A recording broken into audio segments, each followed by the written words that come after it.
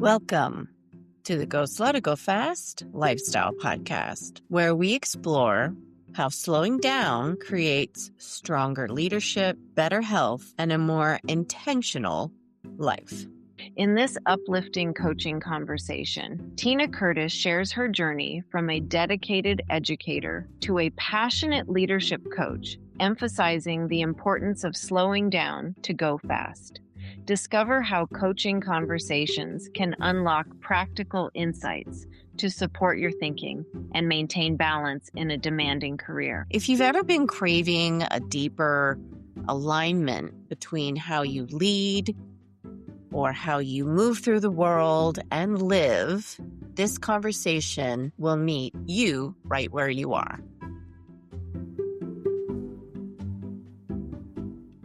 Tina, thank you for agreeing to come and sit down with me today on the Go Slow to Go Fast Lifestyle Podcast, and welcome to the show. Thank you. I am so honored and humbled to be here. I appreciate it.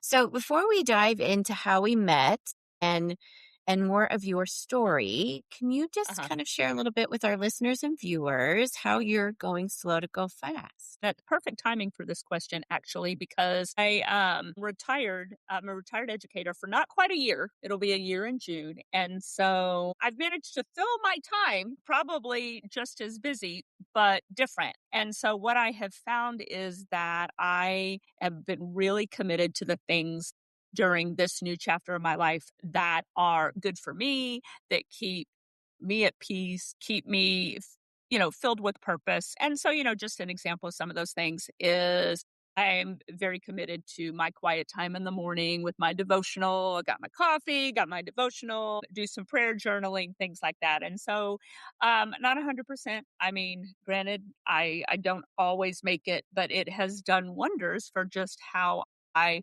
approach a lot of the new things that I am adjusting to in this stage of my life. Got on a good exercise regimen too. So building that in on the regular. And so it just has given me a beautiful opportunity to just get away from the go, go, go, go, go, go, go and take time for me. And it has kept me not only emotionally and spiritually healthy, but my physical health has absolutely been impacted as well. So it's been wonderful. So can you just let us dive into a little bit of what your day looked like? Because you've been in education for 30 years and you were a school principal for 20 of those years.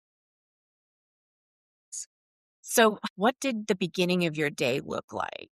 Like, what time did you wake up in the morning and what did you do? The ironic part of you asking that question, piggybacking off of the choices I'm making now, is it's just a vast difference. I hate getting up early. So I was sleeping in till the very last minute, would get up with just enough time to get ready. I would put a Starbucks order in on my app so that I could drive through, pick it up, knock it out of the car, and then make it to work with very little time to spare. And the thing is, from that point forward, the day was very unpredictable. So I would always go in with an agenda and, okay, these are my top 4 or 5 things I need to get done today. And you would think that I would learn that in the field of education, the only thing that is going to be consistent is that you have no idea what's going to happen that day. So it was varied.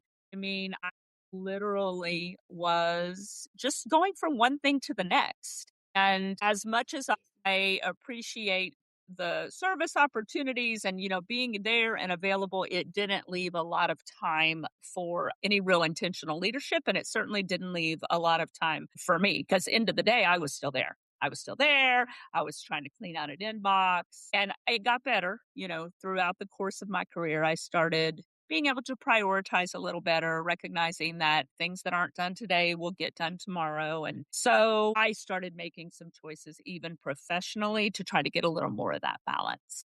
Yeah. And I think one of the major reasons why we connected is because we've both been in that position of being an overwhelmed leader, burning Yes. at both ends, having a family at home and, things that we wanted to do outside of work, but also being consumed by the work because we were committed and we were selfless leaders for so long. For sure. For sure. Well, and you know what did it for me? There was a point, my daughter was maybe 9, And I was at the intermediate school. She was in an elementary school, and I had a staff member that would go and pick her up and bring her to me. And I would be working.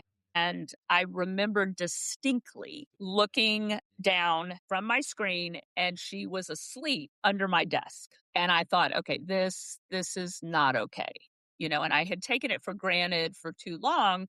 Both of my kids grew up around school. They grew up around evening events. I worked at the high school for a little bit, so it was always something in the evening, and they were just a part of that, which in some ways is a blessing, but there needs to be a disconnect. And so that was kind of a real pivotal moment for me where I just was completely convicted and the mom guilt and all the things. And so that's really when I started trying to make some changes to, just to be a better mom, even through the chaos of school leadership. So, Yes, agreed. And I think there's so many of us out there right now listening, either that are retired principals, retired educators. I know that we both have, those folks in our corners who want to follow and cheer us on as we are in our next phase of building right. businesses, right? And Yes. yeah, I Yes. want to make sure that we have time to talk about your business and what you're building and offering to educators and leaders out there. Also want to see if you would be up for it. I did talk to Tina, everybody. Full disclosure, Tina knows that I was going to bring this up and see if we could do a coaching conversation. And the reason why is because I want to share, we are both coaches. We are both committed to helping women leaders, maybe in education, maybe building a business, entrepreneurial Mhm. ideas that might be the next phase for you. And so we want to make sure that we're offering those options for you as you move forward and whatever you want to do next. Coaches need coaches. And so we've started a Absolutely. collaboration, right? We met on Facebook and we started, working together. We just said, well, why not? Let's start growing our audience and growing our team, our tribe. And so, like attracts like. And so we are two You strong slid women. into my DMs. You slid I into did. my DMs. But it's going to be a great partnership moving forward and a collaboration that I wanted to kind of highlight on this episode. So Oh, yeah. No, thank I you for think that, being a good sport. no, 100%. Let's do it. Okay. Okay. So I'm going to walk through just a quick framework. It's probably going to be about 15 minutes, but I want everybody just to kind of see how it goes. So one, you understand what coaching is if you've never experienced it. And Tina, I know you used coaching when you were a principal, working with teachers and 100%. collaborators and colleagues, and I did too, but not everybody's had that experience. So I wanted to kind of walk through that. So, all right, bear with me a little bit as I walk through these questions. Okay. So on this podcast, we talk a lot about slowing down, right? That's go slow to go fast, but it's all so we can move forward with more intention. And so I'm going to walk through this short reflection protocol that I use with coaching clients. Okay. So here's the question. Okay. So Tina, what is something in your life, in your work life, or just whatever you're dealing with right now that feels important, but maybe it's a little fast moving or overwhelming right now? Oh my gosh, that's like my life right now. I'm gonna see if I can target this down a little bit. But one of the things that now that I have more time and I have made this commitment to really building a small coaching business for school leaders who are experiencing the same thing that you and I both have mentioned, I feel like everything that is involved in making that happen is very, very messy and very, very fast. And so I'm trying to put a lot of pieces together to make things happen while simultaneously not always knowing what I don't know, if that makes sense. And so it's just that is the overwhelm piece. The pace I'm comfortable with because there's no real deadline, there's no real, but I am excited to be able to reach people and connect with people and support them because I know how hard it is right now. So for me, all that being said, the overwhelm is coming from, okay, well, you have this curriculum development piece, you have this marketing piece, you have this the coaching piece, keeping that skill set sharp. And so it's just a lot of pieces that putting them together is that causes me a little bit of a lot of overwhelm. And so if you were to focus on one of those pieces to Hmm. make it feel less messy, what would you like to focus on? I'm going to go with the piece that I know the least about it, and that's the marketing piece. That is being able to I want to reach people. I want to be able to help people. And I'm an educator. My life is education. It's not advertising and marketing. And so that would be the piece that if I could really get comfortable with what that's going to look like, and develop a streamlined process for myself, that would really allow me, I think, to move forward in a way that is a little less messy. Okay, so knowing that you want to focus on marketing as a new business entrepreneur, building this process where you want to, grow that marketing piece in your business. How would you want to define it where it's successful? Like, what would that look like for you? If after you've done all the work and your marketing is going the way you want it, what do you want it to look like in the end? I would like to be able to, it's difficult to tie a number to the amount of people that you would want to help. You know what I mean? But at the same time, I feel like if I'm reaching people and I am developing trust and I'm connecting, then through, the marketing component, then I feel like maybe success would be defined by the number of people that I'm able to bring to connect with and bring on board to support in the course of a month. But now it's like, okay, well, what magic number is that? Well, I don't know.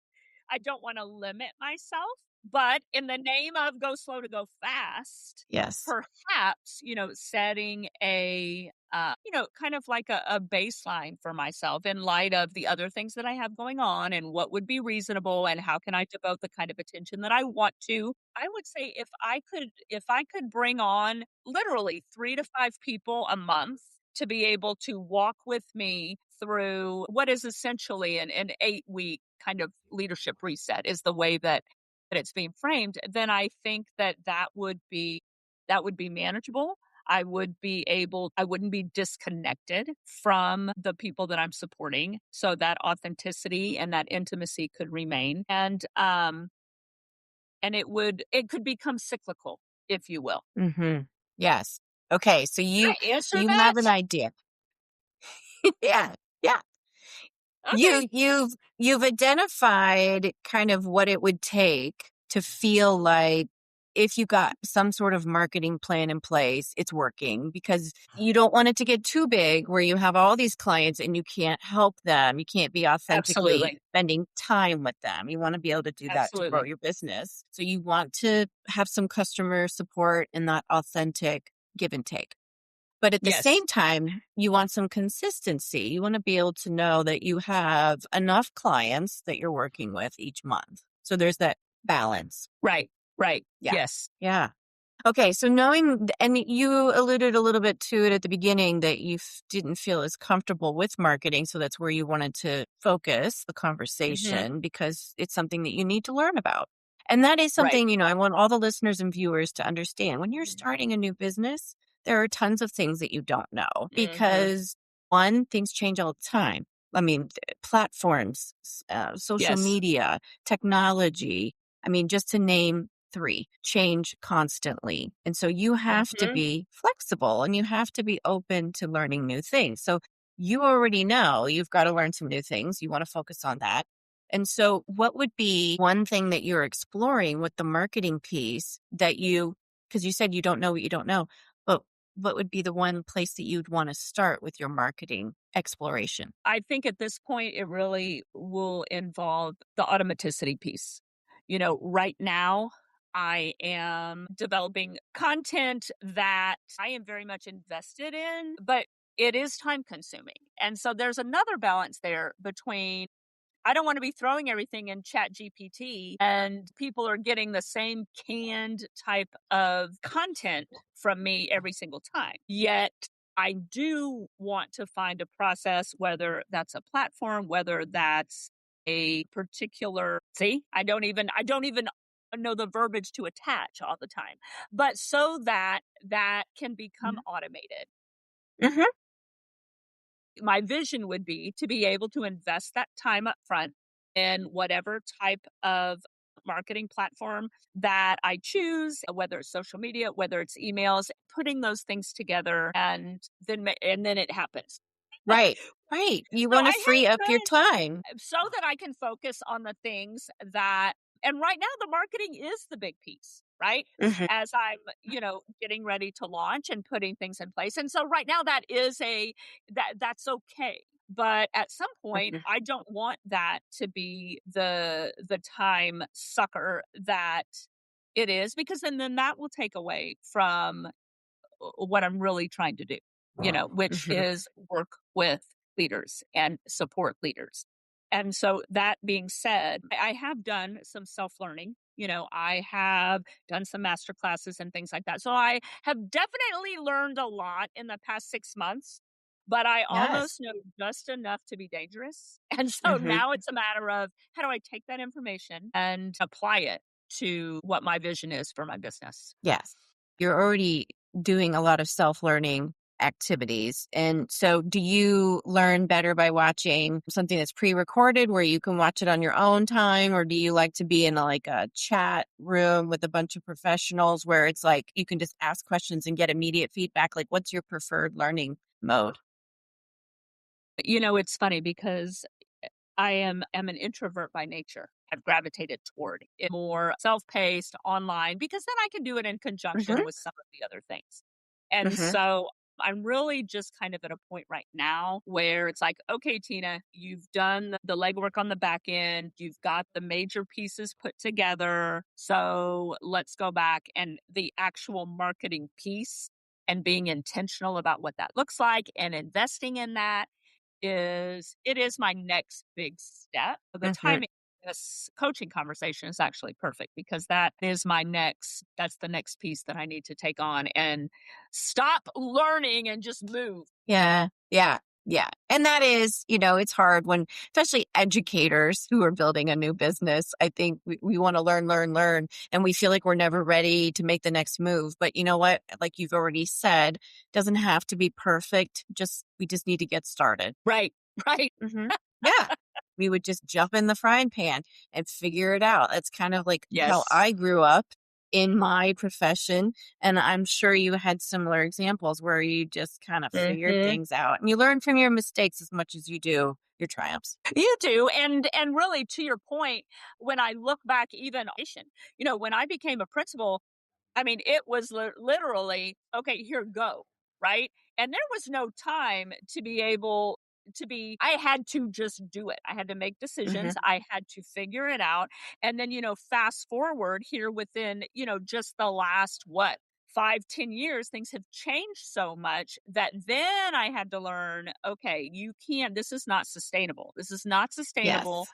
And so how can you, um, reset and lead intentionally and lead Hmm. strategically and still Yes. so it's this should be no different.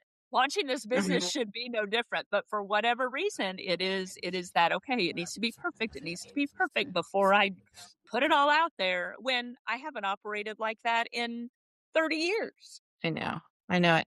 Okay, so we've talked a little bit about what you want to focus on, why you want to focus on it, and what you want it to look like in the end. So, how will Right. you know once you do make that next step? How are you going to know you're making progress? Well, I mean, it's going to become consistent. My reach is going to become consistent. So if I am doing what I need to do through the marketing end and building trust with people and connecting with people and they are excited about working with me, then I will know that just by the amount of leaders that are like, okay, yeah, you know what? I want you to walk this with me. I want to jump on board. I want to take advantage of the support that you're offering. Ideally, that number is going to continue to increase as I get better at all the pieces. But the marketing also. I want people to know me. I want them to know me. I want them to know what I believe in, what I'm about, and why should they want to work with me? I mean, there's a million of us that have done this. So why me? And so I think Mhm. if I'm doing that piece well, then there's going to be more leaders who are going to trust me to offer them that support. Yes. Yes. Okay. So knowing all of this and all the learning that you've done, what what have you thought about for your next best step? What are you going to do next? What do you want to focus on? Okay, so I actually have thought about this, and now that we've vetted out, I Mhm. think that I can move forward with this with a little more clarity. But I Mhm. mean, my next piece is really going to be learning ad campaigns and deciding on what would be an appropriate investment for me at this point. Because Mhm. retirement, there's a little bit Yeah. of a discrepancy in that money coming in. And so yeah, just getting a little more information on how to use ads to get in front of the people that I want to Mhm. reach, and then investing in that so that I am comfortable Mhm. financially. And Yes. it's funny. You would think that I would be a little more of a risk taker there, but that money can make people nervous, you know? Yeah, yeah, sure. And I'm wondering, because this is where I've been trained in cognitive coaching. And so this is where I would physically move kind of and put on a different hat. Like, okay, now I'm going to Right. go into and I would let you know I'm going into consulting mode and I'm just going to start asking questions like, are there three platforms that you've thought about that you might want to do a comparison, like ask Chat GPT to do a comparison on these Mhm. three platforms, Mhm. give me a price comparison, time comparison, and maybe like return on investment kind of situation. So you don't have to do all Yes. that research. Absolutely. Yeah, yeah. And as much as AI kind of gives me a twitch sometimes, just because I think that it Mhm. takes away from, our ability to really authentically connect when it comes to pieces like that. It Yes. has been, just a game changer for me. So, Mhm. absolutely, absolutely. In fact, I need to write that down because, I've used it for Yeah. so many other pieces of Sure. that Yep. I don't know why I haven't considered it, for the marketing and advertising piece as well. Mhm. Because, like, So, I'm while writing you're that down. writing that down, yeah, while you write that down, I've just as an example, I've done that for, trying to figure out a course platform. So I asked Chat GPT, take these three platforms and give me a comparison on, all the things. So I know, is this really what I want to do? Mhm. Um, and do I want to put the investment into the one that's the most expensive because it's offering all the bells and whistles? Or do I need something maybe that's a little bit more, you know, let's get in at the ground level, figure things out first. We can always switch later. Absolutely, Yeah. absolutely. Yeah, Yeah. yeah. Okay. So knowing that and knowing that you've got an idea of what you want to do next, how does this make you feel about the process now of doing your marketing plan? I actually, as soon as we started talking and I started kind of internally walking through. I feel better because I feel like I answered some of my own questions based on the question, and I know that's what you're doing. Yeah. I know Mhm. that's what you're doing, Yep. and really that's what Yeah, coaching is anyway. You it don't want is. That's why coaches need coaches, Yes. because you don't need somebody to tell you what to do. Some people want No. that, but at the end of the day, that's not beneficial. Mm-mm. You just need somebody to ask the right questions, and that's exactly what happened for me. Yes. And I promise listeners, it was not canned at all. No. You could see your body language change. Right, I could see right. that where you were like, Good, yeah, good. okay. So now that I'm working through this, I already feel better about it. And that's what you Yes, want when you're in that coaching conversation, when you see that shift, that mental shift. It's yes. great if it's on their face or their body language. So in Tina's, instance, I did see kind of her shoulders sink in like, okay, I got this. I can do this. Right? Yeah. Yeah, no, and She it's totally. exciting. It Hmm. is. It's exciting. I'm not, Hmm. I'm not I'm overwhelmed, but I'm not stressed, if that makes sense. Yes. It's good to So, be overwhelmed. It's fine to be overwhelmed as long as you know what you're going to mhm, do next. So, exactly. yeah. Yeah. Yeah. And like you said, coaches need coaches because all I did, I just asked a handful of questions and Mhm. it's a coaching map. So I'm just taking something that I've learned through cognitive coaching, which is based on the research from Garmston and Costa. And I learned it like 15 years ago when I was Mhm. in education to support thinking. It's just all about supporting thinking. The person already knows. Tina already knew what she wanted to work on. She Right. just needed a moment. She needed a time with somebody else asking questions that are guided Yes. to, to map it out. That's all. And I think that's a beautiful way of putting it because I think a lot of times people think, oh my gosh, like the idea of coaching is very intimidating to people, Hmm. and people are afraid to be vulnerable or they don't want to look like they are ineffective or they don't know what they're Yeah. doing. And so, Right. I think you said it beautifully. It's a space to be able to respond to the right questions Hmm. and bring yourself full circle, Yep. Yeah. with somebody who's completely non-judgmental and not directly Absolutely. involved also. So, it's a safe space. It's a safe space. Yes, yes. And when I was learning how to do the coaching process, I would, everybody else in my cohort going through the same thing, we would practice with each other.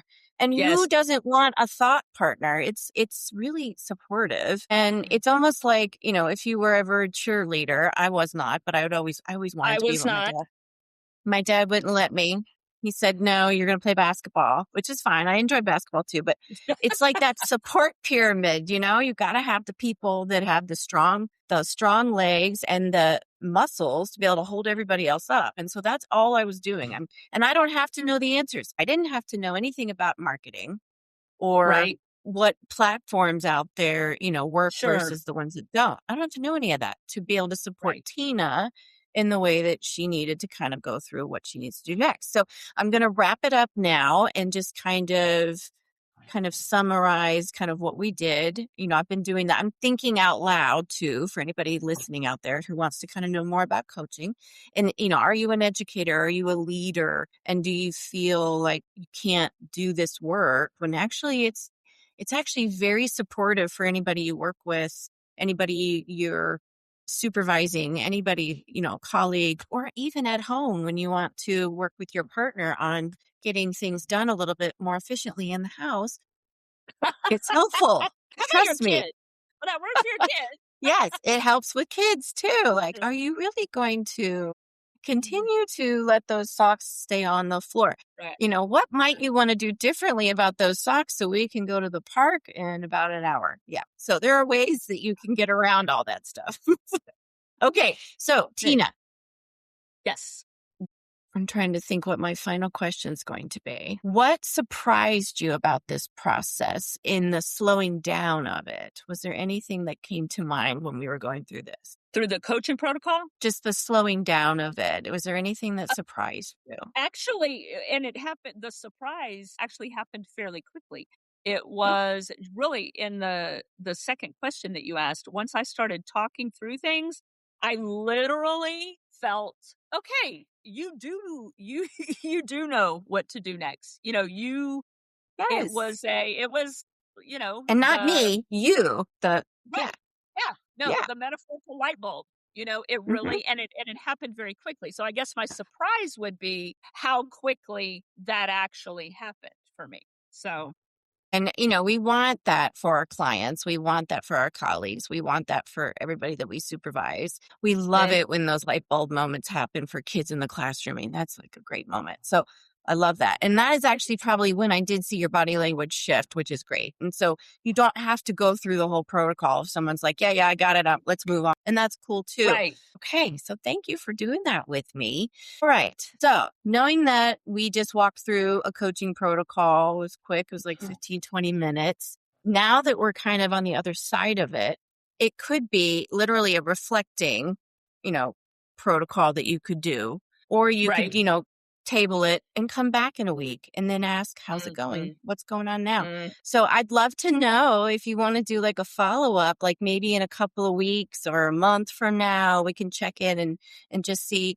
So how's the marketing, plan going now? I'd love to know more. Absolutely. No, they're and, and that's a natural accountability piece. If I know you're Mm. gonna beat down my back about it, then I'm but, no, Yeah. Safe absolutely. I would space, of say course. I would say space, I would say give me a month because it is although I know I feel better about the direction that I'm going, Hmm. there are steps that need to be taken, and Hmm. so I need Yeah. to so I think, yeah, I think a few weeks, a month, check back Hmm. in, Yeah. and, hopefully I'll have Oh, some cool. really exciting news. Yes. And we can celebrate. It's always fun Yes. to do. Okay. Okay. So knowing that was a coaching conversation, thank you for being a collaborator in that, Tina. I appreciate you. Okay.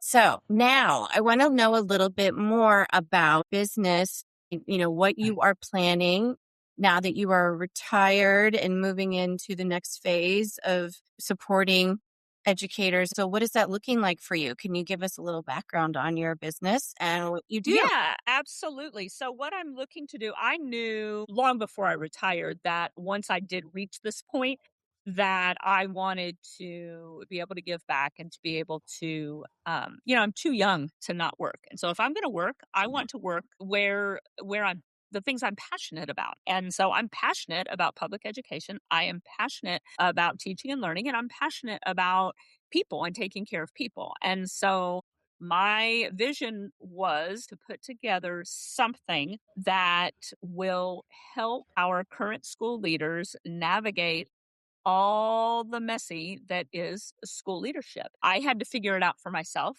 And although I'm very proud of that, I wish that I had had somebody to walk alongside in a lot of times, actually. Somebody, like you said, a listening partner that could Mhm. help me maybe avoid some of the more stressful times or the mistakes that I made. So, literally, it was November of this year. I said, okay, stop thinking about it. Let's move. What do you want this to look like? And so the name of my business is Reignite Leadership. I can be a little fiery. Real passionate about it. And I want leaders to enjoy their job and I want them to feel passionate about what they do. To be quite honest with you, I'm really sick and tired of the narrative that this is so hard. Yeah, it is, but you can't feed that narrative and you can't lead from that space. And so Right. helping leaders break free from that mindset that every time you turn around, you're being told how hard your job is and how unfulfilling it is. And why are you doing that? No, you know why you're doing this. This is your calling Mhm. and you're impacting people every single day. So all that Yes. being said, that's my rationale. That's my vision. What does it look like? How have I packaged it?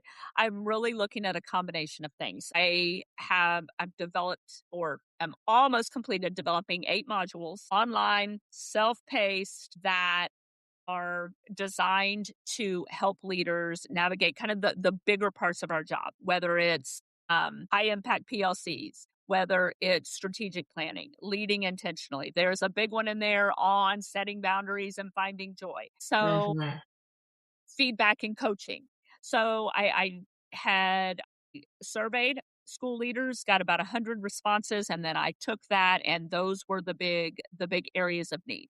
So I have that piece and it's lifetime access to all of that. Go back, there's reflection activities in there, there's practical tools in there, and that is just work at your own pace. And so but then I have what I'm calling an 8-week guided experience, which includes biweekly coaching calls, group coaching. So I really believe the best learning, the best professional development comes when we get together with each other. So, and those will be centered around the same topics that are so that it's aligned with the modules.